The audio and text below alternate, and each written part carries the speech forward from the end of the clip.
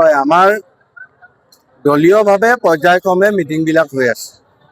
আমি যোৱা পৰহি দিনাখন আমাৰ জনপ্ৰতিনিধি যিমান আছিলে তেওঁলোকৰ লগত বহিলোঁ আৰু মাজে সময়ে আমাৰ বাকী মৰ্চাসকলৰ লগতো ডিছকাছ চলি আছে, মণ্ডলৰ লগত আলোচনা চলি আছে।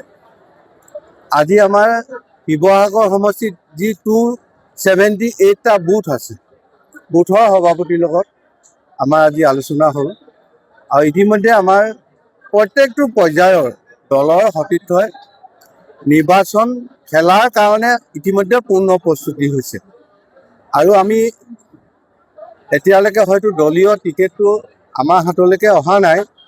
আমি অধিক আগ্ৰহেৰে ৰৈ আছোঁ যে লাষ্ট মুহূৰ্তত হ'লেও দলে আমাক বন্ধুত্বমূলকভাৱে হ'লেও আমাক নিৰ্বাচন খেলিবলৈ আমাক দলে সুবিধা দিব।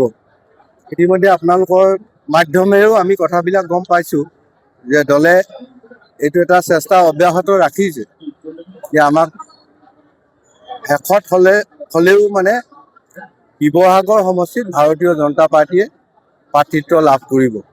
গতিকে পূৰ্ণ আশাৰে আমি ইতিমধ্যে সম্পূৰ্ণ প্ৰস্তুত হৈছোঁ যে আমি নিৰ্বাচনটো খেলিম।